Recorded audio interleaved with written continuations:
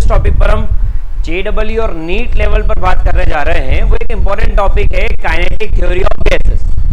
अब अगर अपन बात करें कि सॉलिड, लिक्विड और गैसेस, तो ये तीन फेजेस होते हैं। सॉलिड फेज किसको कहते हैं कि जिसके अंदर जो मॉलिक्यूल्स होते हैं वो बहुत ज्यादा क्लोज होंगे, मतलब सारे मॉलिक्यूल्स एक दूसरे के साथ इसके अंदर कांटेक्ट में होंगे, बहुत ज्यादा फोर्स ऑफ अट्रैक्शन होगा इन सभी मॉलिक्यूल्स के बीच में, बहुत ज्यादा क्लोज होंगे सारे मॉलिक्यूल्स, और इसलिए बॉडी कैसी बन जाती है, rigid.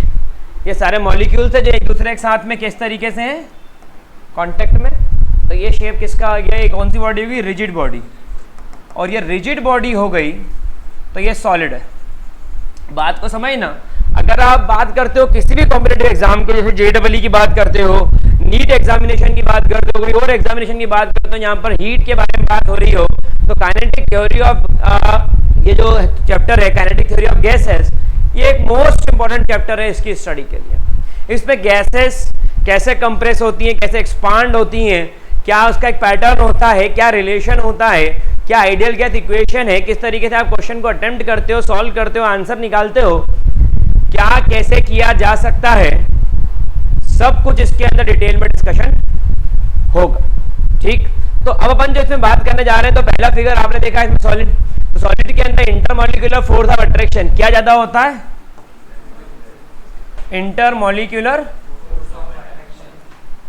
Force of attraction between atoms या ज्यादा रहेगा। तो यहां पर इंटरमॉलिक्यूलर फोर्स ऑफ अट्रैक्शन ज्यादा रहेगा, मतलब पकड़ मजबूत है, और अगर पकड़ मजबूत है तो अब you need to apply a large amount of force to break the bond. Bond break करने में फोर्स ज्यादा लगेगा। बिल्कुल डिटेल में चल रहा है ताकि सब कुछ समझ में आए कि हो क्या रहा है। दूसरा फिर आपने बोला कि मैंने और हीट दी, बॉन्ड कैसे ब्रेक हो रहा है, by means of application of heat, उसी के बारे में बात करने हैं काइनेटिक थ्योरी ऑफ गैसेस के अंदर। अपन हीट देते जा रहे, देते जा रहे, देते जा रहे, देते जा रहे, देते जा रहे, देते जा रहे, बर्फ पिघल गई, तो सॉलिड किसमें कन्वर्ट होगा, लिक्विड में। अब मेरी बात सुनना, वही सॉलिड है लेकिन क्या हो गया, एक्सपांड हो गया। क्या हो गया, क्या हो गया। अब अगर ये सॉलिड एक्सपांड हो गया इसके अंदर, तो देखो आप अब क्या उतने पास पास मॉलिक्यूल्स हैं जितने पास पास पहले कहीं हुआ करते थे, क्या उतने पास पास हैं अभी, या थोड़े दूर हो गए। तो क्या कम हो गया इसके अंदर, intermolecular force of attraction between the molecules कमजोर पड़ गया। तो ये एक्सपांड हो गया, और एक्सपांड होके क्या बन गया, लिक्विड। तो लिक्विड का शेप और साइज फिक्स होता है क्या, और क्यों नहीं होता, क्योंकि इसके अंदर इंटरमॉलिक्यूलर फोर्स ऑफ अट्रैक्शन उतना स्ट्रांग नहीं कि अपना खुद का शेप और साइज लेकर के स्टैंड कर पाए। ये दूसरी बात क्लियर हो गई। लेकिन तीसरी जिसका इंतजार सभी कर रहे हैं सर उस पर कब आओगे, मैं उसके बारे में बात कर रहा हूं कि यहां पर गैसियस है, बॉडी वही है, लेकिन अब जो इसके मॉलिक्यूल्स हैं वो इसके मॉलिक्यूल्स बहुत दूर दूर हो गए। कैसे हो गए, अब ये मॉलिक्यूल्स बहुत ज्यादा दूर हैं, तो इनके बीच में फोर्स ऑफ अट्रैक्शन क्या हो गया, बहुत ज्यादा। पिक्चर पूरी इस पे ही चलेगी। तो इंटरमॉलिक्यूलर फोर्स ऑफ अट्रैक्शन इसके अंदर क्या हो गया, बहुत ज्यादा कम। अब अगर इंटरमॉलिक्यूलर फोर्स ऑफ अट्रैक्शन इसके अंदर बहुत ज्यादा कम हो जाता है, तो यहां पर मॉलिक्यूल का डेफिनेट शेप और साइज तो होगा क्या, नहीं होगा। एक तो मॉलिक्यूल का डेफिनेट शेप एंड साइज नहीं होगा, और अगर डेफिनेट शेप एंड साइज नहीं है उसका, तो वो किसका शेप और साइज ले लेगा, कंटेनर का। किसका शेप और साइज ले लेगा, एक मिनट यार, वो शेप और साइज किसका ले लेगा, कंटेनर का ले लेगा। ठीक है, और मॉलिक्यूल रैंडमली मूव करेंगे। कैसे मूव करेंगे, और रैंडमली मूव करेंगे तो जिस भी कंटेनर में उसको रखा जाएगा, जिस भी कंटेनर में उसको रखा जाएगा, उस कंटेनर पे ये सारे मॉलिक्यूल्स क्या अप्लाई करेंगे,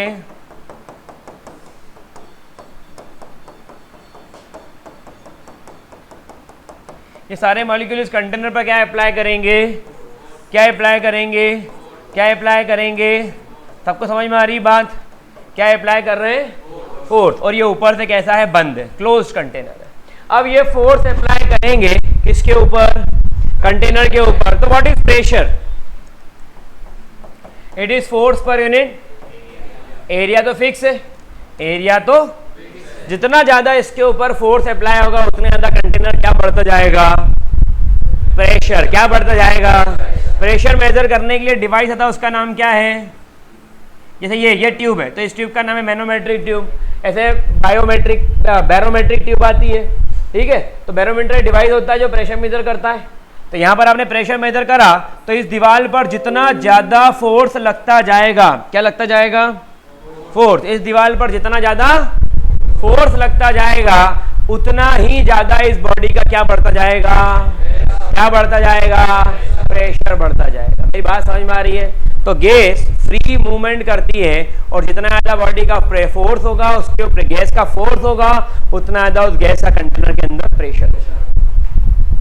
समझ में आ रही बात? 100% क्लियर है। अब प्रेशर बढ़ा कैसे सकते हैं? तो यहां पर देखिए, अगर प्रेशर की बात करें तो यहां पर कुछ गैस लॉ है जिनके ऊपर अगर अपन समझने की कोशिश करें तो अपने लिए क्वेश्चन और बड़ी आसानी से अटेम्प्ट हो जाते हैं। बड़े आसान से सवाल आते हैं, मैं करके दिखाऊंगा इस वीडियो में। बड़े आसान सवाल आते हैं, छोटी छोटी बातों को पकड़ के चलेंगे, खट से आंसर बाहर हो जाएंगे। अगर उनको अपन नहीं समझ पाते हैं तो चैप्टर हमारे लिए टफ बन जाता है। हमें कितने ढूंढना है?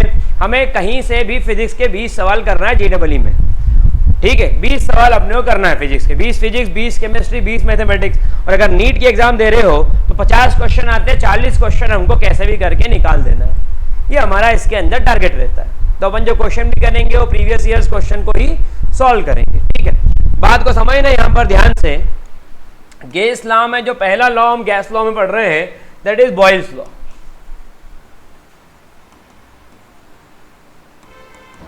अब इस लॉ की हम बाल की खाल निकालेंगे। जितना ज्यादा हम इस लॉ को सॉल्व करते जाएंगे उतना हमारे लिए क्या रहेगा? अच्छा रहेगा।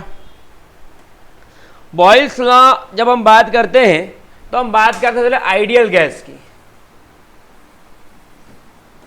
हम किस गैस की बात करते हैं? Ideal gas. और आइडियल गैस में क्या है? आइडियल चलती है ideal gas equation PV is equals to n number of moles होता है, R यूनिवर्सल गैस कांस्टेंट है और T क्या है? T क्या है? टेम्परेचर। बॉयल्स लॉ का मतलब ये बोलना चाहता है बॉयल्स लॉ में कि टेम्परेचर क्या हो जाएगा? टेम्परेचर क्या हो जाएगा? अब अगर इसके अंदर टेम्परेचर कांस्टेंट है, कौन कांस्टेंट है? कौन कांस्टेंट है? टेम्परेचर इसके अंदर कांस्टेंट है। तो मेरी बात को वो ध्यान समझना राजा बेटे की तरह कि PV इक्वल टू क्या हो जाएगा? क्योंकि N और R तो हमेशा सही क्या है? तो हमको क्या समझ में आ रहा है कि volume is inversely proportional to, झूठ तो नहीं बोल रहा हूं, वॉल्यूम और प्रेशर एक दूसरे से क्या है? वॉल्यूम और प्रेशर एक दूसरे से क्या है? मतलब अगर मैं प्रेशर बढ़ाना चाहता हूं तो मुझे वॉल्यूम क्या करना पड़ेगा? For constant temperature. बोलो सही की गलत? प्रेशर बढ़ाना चाहता हूं तो वॉल्यूम क्या करना पड़ेगा? और वॉल्यूम बढ़ाना चाहता हूं तो प्रेशर क्या करना पड़ेगा? ऐसा वॉल्यूम बढ़ाऊंगा सेम टेम्परेचर, प्रेशर अपने आप ड्रॉप होगा। और मैं वॉल्यूम कम करूंगा तो प्रेशर अपने आप बढ़ेगा। क्या मेरी बात समझ में आ रही? 100% सबको क्लियर हो रहा है? कोई दिक्कत नहीं इसके अंदर। ये किस कंडीशन पे कांस्टेंट? टेम्परेचर। किस कंडीशन पे कांस्टेंट? तो अगर मैं इसके अंदर बात करूं तो ये कुछ ऐसा बन गया कि P1 V1 इक्वल टू, और ये बन गया P2 V2 इक्वल टू। हम सब लोग जो पढ़ाई कर रहे हैं वो किसके लिए कर रहे हैं? कॉम्पिटेटिव के लिए कर रहे हैं, JEE के लिए कर रहे हैं, नीट के लिए कर रहे हैं। तो हमें बहुत ज़्यादा थ्योरी के अंदर घुसने की जरूरत है क्या? जो 11th क्लास में थी, या आपने 11th की बैच में पढ़ा होगा तो पढ़ा होगा, नहीं पढ़ा होगा तो इन फ्यूचर क्लास लगेंगी तो आप पढ़ोगे। लेकिन अभी हम किसको देख के पढ़ रहे हैं? हमारा पूरा टारगेट है हमारा कॉम्पिटेटिव एग्जाम, ठीक है। P1 V1 equal to P2 V2 equal to, क्या हम इसके अंदर बोल दें कि P1 V1 upon P2 V2 is equals to, सही है? तो क्या हम इसको ऐसे लिख सकते हैं क्या? P1 is equals to K by V1 और P2 is equals to K by, और यहां से एक रिलेशन आया P1 upon P2 is equals to V2 upon, क्योंकि ये उल्टा चलता है, इनवर्सली प्रोपोर्शनल। कैसा चलता है? उल्टा चलता है। क्या चलता है? उल्टा चलता है। ये याद रहता है वर्ड, उल्टा चलता है। मेरी बात सबको समझ में तो नहीं आ रही होगी? आ रही? पक्का 100% क्लियर हो रहा है? अब आगे बढ़ते हैं। वॉल्यूम, वॉल्यूम क्या होता है? Very good, mass upon mass. तो फिक्स है, कंटेनर में जो गैस भर दी, ठीक है, आओ दिखाना था। अब वो कंटेनर में गैस डाल दी, मास क्या है, कांस्टेंट। तो अब P1 upon volume is inversely proportional to pressure is inversely proportional to, तो pressure is directly proportional to. इसको याद नहीं रखना है, इसको ध्यान रखना है, याद नहीं करना, याद फॉर्मूले के याद, ये ध्यान रखने वाली बात है। आएगा घुमा फिरा के लगा देना, ठीक है। तो यहां पर P1 upon P2 is equals to क्या आ गया, दैट इज इक्वल्स टू क्या हो गया। आप देखो गैस लॉ में पहला बॉयल्स लॉ खोलते चले जा रहे हो उसको। यहाँ तक की बात भी सबको समझ में आ गई, 100% क्लियर, कोई दिक्कत इसके अंदर, पक्का। अब एन के ऊपर वाला नहीं बताता, पहला फिगर ग्राफ समझो। आपको सबको पता है ग्राफ एग्जाम में आते हैं। अगर मैं प्रेशर वॉल्यूम का ग्राफ की बात करूं तो ग्राफ कैसा बनेगा, ये ग्राफ किसका है, इनवर्स का। ये ग्राफ किसका है, और डायरेक्ट का ग्राफ कैसा बनता है, ये डायरेक्टली प्रोपोर्शनल, ठीक है। तो पहला ग्राफ तो आपके सामने ये आ गया। आगे बढ़ जाए, यहां पर आ गया प्रेशर और यहां पर आ जाएगा प्रेशर वॉल्यूम। इधर क्या है, प्रेशर, ठीक है, वहां क्या है, प्रेशर। प्रेशर वॉल्यूम मतलब क्या हो गया, proportional to temperature, proportional to. अगर प्रोपोर्शनल टेम्परेचर है, पीवी क्या लिख सकता है, टी। तो ये लाइन कैसी आ गई, क्योंकि PV is equal to n R T. N की वैल्यू 1, आर की वैल्यू कांस्टेंट, तो बचा क्या, बचा क्या, तो पीवी की जगह टी है, proportional to T, PV equal to n R T, PV proportional T. तो ये ग्राफ जो दिख रहा है ये असल में यहाँ पर क्या है, और ये टेम्परेचर क्या है, और बॉयल्स लॉ में क्या कांस्टेंट रहता है, पक्का समझ में आ रहा है। खोलो उस चीज को और उसको दिमाग में कवर करते जाओ, तो आपको फिजिक्स आएगा। सबसे पहले आते थे, केशव ने क्या बोला था, डिटेल में पढ़ा देना थोड़ा बेसिक। मैंने क्या बोला, बेसिक पढ़ाए बिना तो यार 12th वाले भी नहीं कर पाएंगे। और ये पकड़ में आ गया तो 1-2 सवाल तो एग्जाम में जो आते हो बन जाएंगे इसके 1 से 2 सवाल आएंगे KTOG के। आगे बढ़ जाऊं। अब अगर मैं यहाँ पे बोलता हूँ प्रेशर वॉल्यूम, मतलब है क्या वो, और यहाँ पर मैं ले लूँ वॉल्यूम, तो भी क्या लाइन बनी, ये ग्राफ भी क्लियर है। और यहाँ पर आ गया प्रेशर, ये आ गया 1/V, इनवर्स प्रोपोर्शनल, ठीक है। या फिर एक और ग्राफ है वॉल्यूम और 1/, बोलो सही गलत, पक्का, सबको समझ में तो नहीं आ रहा है, पक्का।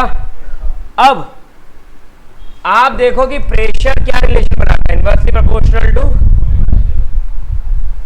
ठीक है।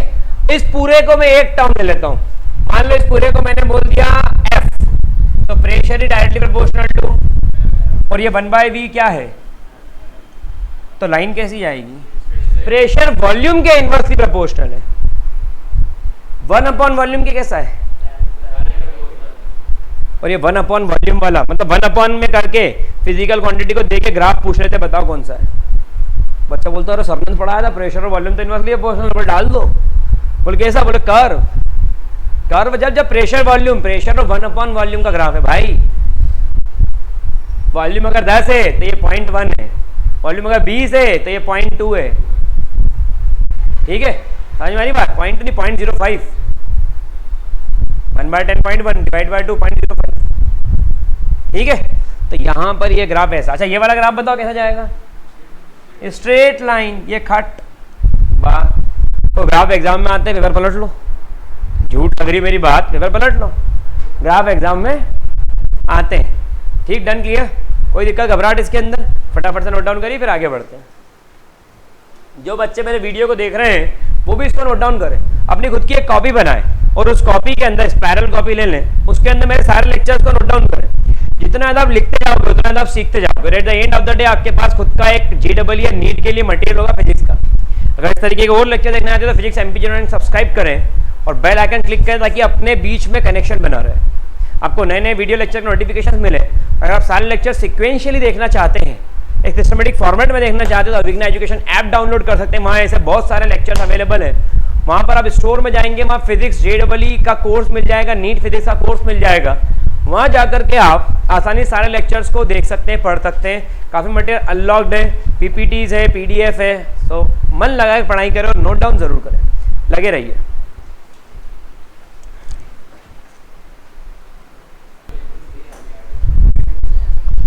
चलिए, एक लॉ हमारा पूरा कंप्लीट हो गया, ठीक है। अब सेकंड पे आते हैं। सेकंड लॉ है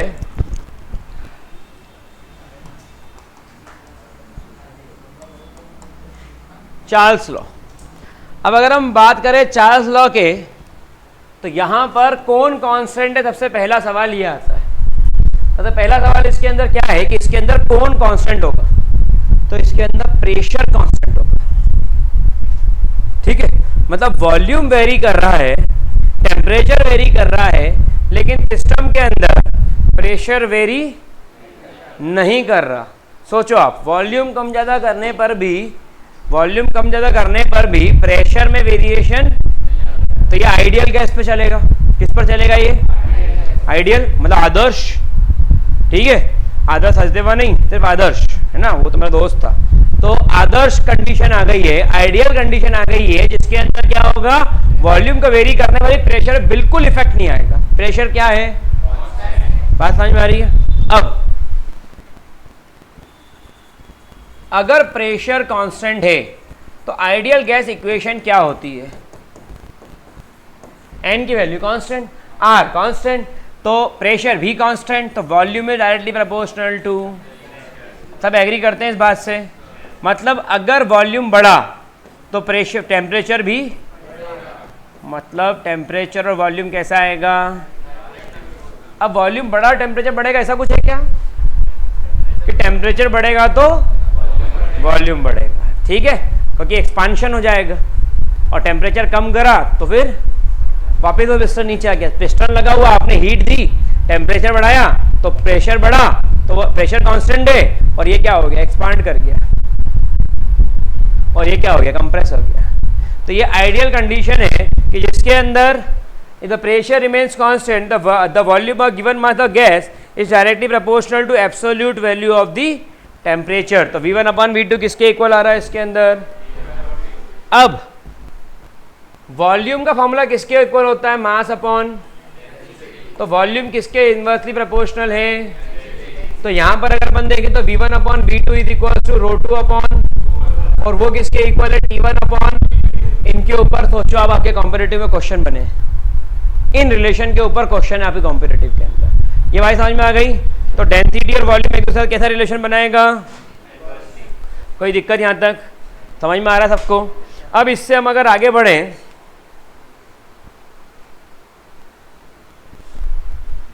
तो बहुत काम का ग्राफ, इधर की तरफ मैंने ले लिया volume at particular temperature T, और इधर की तरफ मैंने ले लिया टेम्परेचर इन डिग्री सेल्सियस। जैसे जैसे वे टेम्परेचर कम कर रहा हूं, वॉल्यूम भी, टेम्परेचर कम वॉल्यूम भी, टेम्परेचर कम वॉल्यूम भी। यहां पर टेम्परेचर क्या है? टेम्परेचर कांस्टेंट हो गया तो बॉइल फ्लो में घुस जाओगे। यहाँ टेम्परेचर क्या है? किसने बोला 0? हाँ, किसने बोला 0? किसने बोला था 0 डिग्री सेल्सियस? कौन बोल रहा है यहाँ पे? तू बोल रहा है, पढ़ लिख के नहीं आया? टेम्परेचर क्या होगा यहाँ पे? कौन बोल रहा है?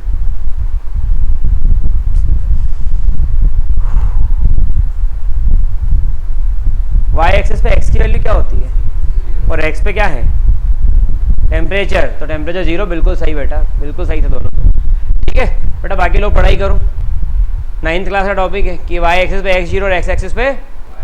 तो यहाँ पर अगर अपन बात करें इसके अंदर, तो यहाँ पर, हेलो, हाँ जी सर मैडम, वाई एक्सिस पर x0 और x एक्सिस पर y0।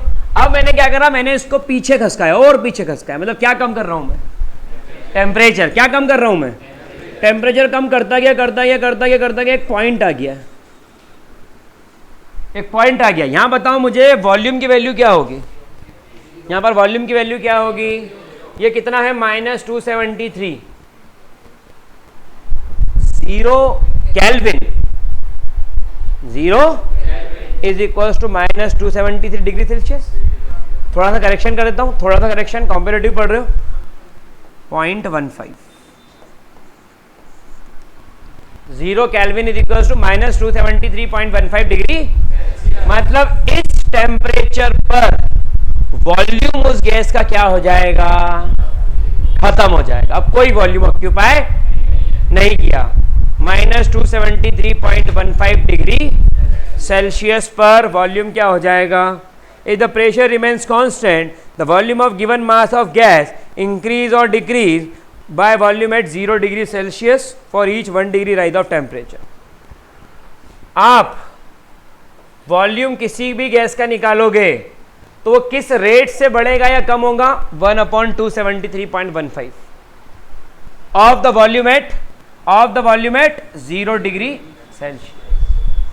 0 डिग्री सेल्सियस पे जो भी उसका वॉल्यूम है, 0 डिग्री सेल्सियस पे उसका जो भी वॉल्यूम है, अगर आप टेम्परेचर कम करोगे तो 1/273.15 के रेट से वॉल्यूम कम होगा। अगर आप टेम्परेचर 1 डिग्री से बढ़ाओगे तो 1/273.15 के रेट से वॉल्यूम, इतना छोटा सा वॉल्यूम बढ़ेगा, इतना छोटा सा कम होगा, लेकिन एक समय आएगा जब ये क्या हो जाएगा, आपको दिखाता हूं मैं। वॉल्यूम 273.15, आपने क्या बोला, 1 डिग्री कम कर रहे हो तो वॉल्यूम कितने से कम हो रहा है, इतने से वॉल्यूम कम हो रहा है। 1 डिग्री कारण आपने इतना डिग्री कम कर दिया, तो इसका मल्टीप्लाई करना पड़ेगा ना, ठीक है। और ये 1 में से क्या कर दोगे, माइनस, तो 1 - 1 क्या हो गया, तो वॉल्यूम, क्योंकि आपने ये तो निकाला है कि इस पर वॉल्यूम कितना होगा, और टोटल वॉल्यूम क्या था 1, तो उसमें से कम हो रहा है, ये क्या हो रहा है, कम हो रहा है, तो माइनस कर रहे हो, तो आखिरी में आंसर क्या आ जाएगा। क्या मेरी बात सभी को समझ में आ रही है। तो 273.15 पर वॉल्यूम क्या हो जाएगा इसके अंदर, 0। पक्का क्लियर, कोई दिक्कत। तो इसमें जो डिराइव हुआ फॉर्मूला सबको समझ में आया, इसमें जो फॉर्मूला डिराइव हुआ वो Vt is equal to V0 1 + 1/273 सही है। जो मैंने अभी बताया वो यही वाली चीज थी, इंटू टी, इंटू आपने टेम्परेचर बोला माइनस का, टी की वैल्यू डाल दी, कट पिट के आया 1 - 1, क्योंकि इधर माइनस में जा रहा हूं ना। मेरी बात समझ में आ रही है या हवा में जा रही है।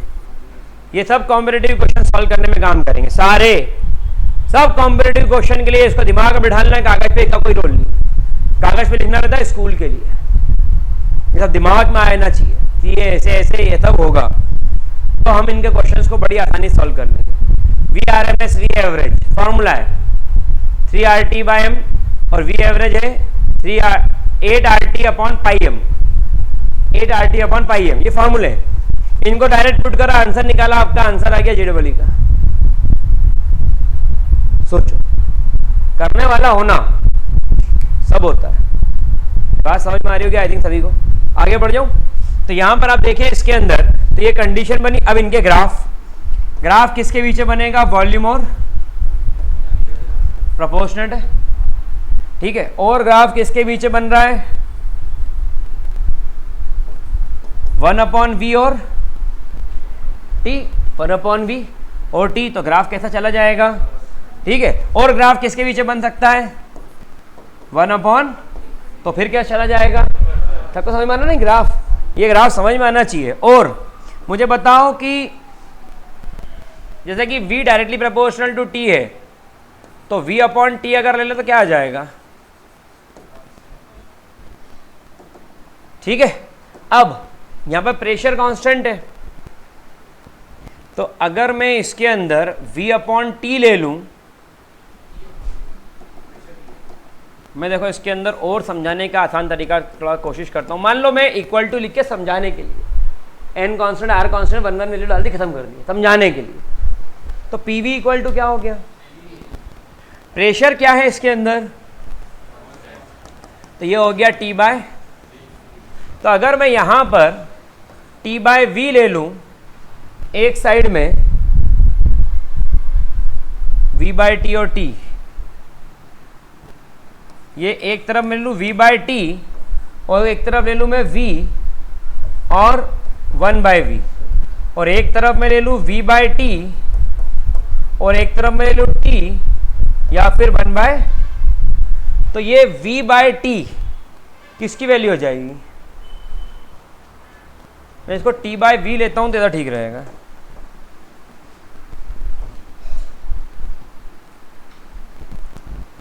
मैं इसको t/v ले लेता हूँ, यहां पर भी t/v, तो ये अल्टीमेटली क्या है? प्रेशर। प्रेशर क्या है इसके अंदर? प्रेशर क्या है इसके अंदर? बात समझ में आ रही सभी को? तो ये जो ग्राफ अपन ने पढ़े चार्ल्स लॉ के, ये चार्ल्स लॉ की पूरी पिक्चर है, और सबसे ज्यादा काम के इसके अंदर ये, सबसे ज्यादा काम का इसके अंदर ये, सबसे ज्यादा काम का इसके अंदर ये, और ये जितने भी ग्राफ हैं this are the heart of this question. ये सब क्या है? इस क्वेश्चन के हार्ट है, मोस्ट इंपॉर्टेंट टॉपिक है। फटाफट से नोट डाउन करिए, फिर आगे बढ़ते हैं जल्दी से। पहला लॉ आपने पढ़ा था बॉयल्स लॉ, जिसमें टेम्परेचर कांस्टेंट था। दूसरा लॉ आपने पढ़ा चार्ल्स लॉ, जिसके अंदर प्रेशर कांस्टेंट था। तीसरा लॉ आप जो यहाँ पर पढ़ने जा रहे हैं उसका नाम है गैलुसेक लॉ, और इस लॉ के अंदर क्या कांस्टेंट रहेगा?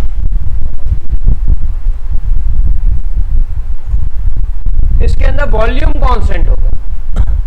अब अगर वॉल्यूम कांस्टेंट की बात करते हैं अपन, तो PV इक्वल टू nRT बनता है, आपकी आइडियल गैस इक्वेशन। आपने बोला वॉल्यूम कांस्टेंट, तो pressure is directly proportional to absolute temperature at constant volume. झूठ तो नहीं बोल रहा हूं? अब अगर मैं ऐसा बोलता हूं कि pressure is directly proportional to temperature at constant volume, इसका मतलब यह बना कि P1/P2 इक्वल टू T1/, इसमें कोई दिक्कत किसी को भी? ये रिलेशनशिप पहला काम का आ गया। अब वापस से वही ग्राफ बना जिसके अंदर यहां पर था टेम्परेचर डिग्री सेल्सियस में, यहां पर क्या था पिछली बार? वॉल्यूम। वॉल्यूम अब क्या होगा? प्रेशर। पिछली बार वॉल्यूम था यहां पर। अब मेरी बात को सुनना, ये जब मैं इस तरीके से लेकर के जा रहा हूं और ये यहां टकरा गया, यहां पर क्या जीरो है? टेम्परेचर। सबको आ गया? यहां पर क्या जीरो है? क्या 0 डिग्री सेल्सियस टेम्परेचर पर भी यहां पर प्रेशर की वैल्यू, मैं कोशिश करता हूं क्लियरिटी हो रहा जाए,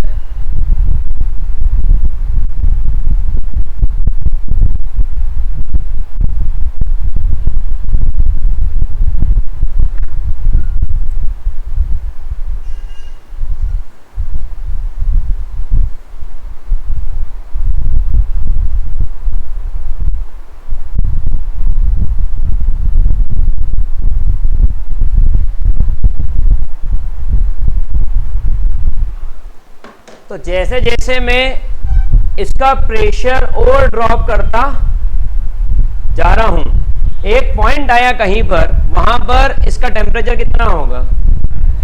-273.15 डिग्री। लेकिन इस पॉइंट पर प्रेशर क्या हो गया? ऐसा ही एक पहले भी था, ये पॉइंट पर वॉल्यूम क्या हो गया? तो जहां पर हम मानते हैं कि वॉल्यूम 0 होगा या फिर प्रेशर 0 होगा, आइडियल कंडीशन में वहां पर टेम्परेचर कितना होगा? -273.15 डिग्री। अब प्रेशर का फॉर्मूला बना, तो प्रेशर का फॉर्मूला क्या बना? PT इक्वल टू P0 1 + 1/273.15 और इंटू में क्या आ गया? चेक कर लो, टेम्परेचर आ गया -273.15, टी की वैल्यू -273.15, पुट करो, कटेगा पिटेगा बचेगा 0, तो मतलब इस पॉइंट पे प्रेशर क्या हो जाएगा? और इसी पॉइंट पे वॉल्यूम भी क्या हो जाएगा? इस पॉइंट पे टेम्परेचर क्या होगा? ये सबको याद रहेगा आगे के लिए, ठीक है। अब अगर इनके ग्राफ की बात करें, तो मैं ग्राफ काफी समझा चुका हूं, तो आई थिंक सबको ग्राफ आ गए होंगे। ये पहला ग्राफ है, ये लाइन किसको डिफाइन करती है? हमेशा वॉल्यूम कांस्टेंट। और अगर अपन बात करें इसके अंदर T/P और यहां पर क्या ले लूं मैं? T, तो ये कैसा ग्राफ बनेगा? और अगर मैं यहां पे बात करूं P और 1/T, तो ये ग्राफ कैसा बन जाएगा, सबको क्लियर होगा ये सब, अब तो सब सीख गए। देखो दो जिसको आ गए, तीसरा मेरे पढ़ाने की जरूरत नहीं, खुद ही समझ में आ रहा होगा, ये लिखना है, ठीक है। ये कॉन्सेप्ट की ताकत है, ये फंडामेंटल की ताकत है, ये आपको आता, आपको क्वेश्चन ऐसे ही बन जाएंगे, ठीक है। शुरू करते हैं मतलब क्वेश्चन, फटाफट इसको भी नोट डाउन कर लीजिए। ध्यान देखें, इसका फर्स्ट क्वेश्चन जो 6 अप्रैल सेकेंड शिफ्ट 2023 में आ चुका है ज्वाइंट एंट्रेंस एग्जाम में। First question, speed of sound in hydrogen gas. Medium की बात नहीं कर रहा, मतलब ये बात नहीं कर रहा है कि लिक्विड, सॉलिड, एयर, इस तरीके से वाटर, ऐसी कोई बात नहीं कर रहा हूँ। वो तो बोला हाइड्रोजन गैस पे स्पीड ऑफ साउंड, और speed of sound in oxygen gas, मतलब एक कंटेनर में हाइड्रोजन गैस भर दी, एक कंटेनर में ऑक्सीजन गैस भर दी, और speed of sound eight same temperature is, अगर टेम्परेचर सेम है तो क्या होगा। तो जो स्पीड मतलब वेलोसिटी का फॉर्मूला होता है वो होता है nRT/m, ठीक है। अब यहाँ पर जो आपने गैसेस कंसीडर की है वो गैस कौन सी है, हाइड्रोजन गैस H2 डायटोमिक, और oxygen gas O2 diatomic, n की वैल्यू सेम हो गई, ठीक है। मैंने बोला यहाँ पर पहली गैस कौन सी है, हाइड्रोजन गैस,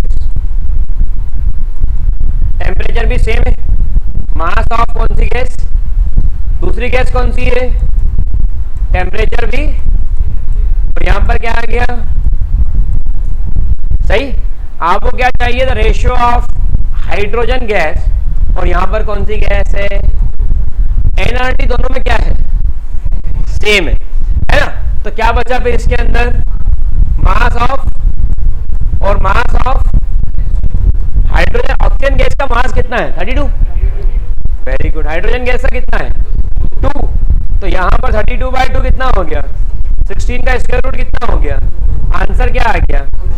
अब 4:1 कौन सा आंसर है, डी। अब मेरी बात सुनना, किसी ने पूरा सही लगाया भाई, सब कुछ सही लगाया, 2 गलतियां कर सकता हो, गलतियां सीखो, क्वेश्चन को ये तो एग्जाम में छपने वाला नहीं है कि यार ये क्वेश्चन एग्जाम में आएगा अपन करके बैठ जाओ, नहीं, गलतियां पकड़ो। पहली गलती वो ये करता है कि उसने मास ऑफ हाइड्रोजन अपन मास ऑफ ऑक्सीजन जगह मास ऑफ ऑक्सीजन अपन मास ऑफ हाइड्रोजन लगा दिया, और फिर बाकी सब कुछ सही करा। उसका आंसर 4:1 की जगह क्या आएगा, 1:4, और वो पूरा उसका गलत हो जाएगा। पहली गलती ये कर सकता, तो रेशो किसका लगाना वो ध्यान रखना है। दूसरी गलती, उसने सब सही लगाया, सब सही, सब यहाँ तक पूरा सही है, फिर यहाँ आ गया हाइड्रोजन, यहाँ आ गया ऑक्सीजन, MH2/MO2, बराबर से पलटा नहीं, और तवे पर रोटी बराबर पलटो ना जल जाती है, तो बराबर से पलटा नहीं। अब नहीं पलटा बराबर से, तो ये क्या बन गया, 32 बाय कितना आएगा, और वो क्या आएगा 2/32, तो 1/4। ये 2 गलतियों के आंसर भी वहां पर दिए हुए हैं, थोड़ा ध्यान से, ठीक है। सबको समझ में आया होगा बात, ठीक है। आगे बढ़ते हैं, इसके बाद में temperature of ideal gas is increased, temperature of from 200 Kelvin to 800 Kelvin, ठीक है। अब यहां पर अगर बात करें वेलोसिटी की और टेम्परेचर की, तो nRT/m, RMS स्पीड, कौन सी वेलोसिटी, रूट मीन स्क्वायर, कौन सी वेलोसिटी, यहां पर 2,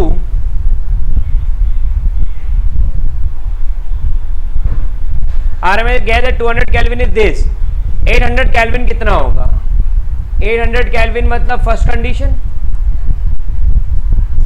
यहां पर किसके चलेगा ये T2/, क्योंकि वेलोसिटी और टेम्परेचर एक दूसरे के प्रोपोर्शनेट था। ये देखो यहां पर देखो वेलोसिटी भी ऊपर और टेम्परेचर भी प्रोपोर्शनेट है या नहीं है, तो यहां पर आ गया √of T2, what is the value of T2, what is the value of T1, cut पिटे कितना आया, VRMS2 क्या आ गया, और VRMS1 कितना है आंसर बी। ये क्वेश्चन है JEE 6 अप्रैल सेकंड शिफ्ट 2023 का, ले पढ़ के आना था, बस सिर्फ पढ़ के आना था। और हमें कितने ढूंढना है JEE में, 15 फिजिक्स, 15 केमिस्ट्री, 15 मैथ्स, हो ही क्रैक, मजा आ जाएगा। 45 से 50 सवाल करके आ जाओ, ऑलमोस्ट मेरा थोड़ा सा पास्ट एक्सपीरियंस है, क्रैक हो जाएगी एग्जाम, एक अच्छा कॉलेज मिल जाएगा। अगर सिर्फ मेंस भी निकाली तो एक अच्छा कॉलेज मिल जाएगा। अब ये क्वेश्चन टफ था क्या? एग्जाम का क्वेश्चन है, अपन ऐसे तो क्वेश्चन कर नहीं रहे, तब वो क्लियर हुआ ये क्वेश्चन भी। Third, 3 vessel of equal volume contain in gas। 3 vessel of volume क्या है इसके अंदर? Same temperature and pressure. पहला वेसल कौन सा है? Neon, mono atomic. सेकेंड कौन सा है? क्लोरीन। अब नियॉन हमको मालूम है मोनो एटॉमिक है यार, केमिस्ट्री पढ़ के जा रहे हैं अपन। और क्लोरीन Cl2 डाई एटॉमिक।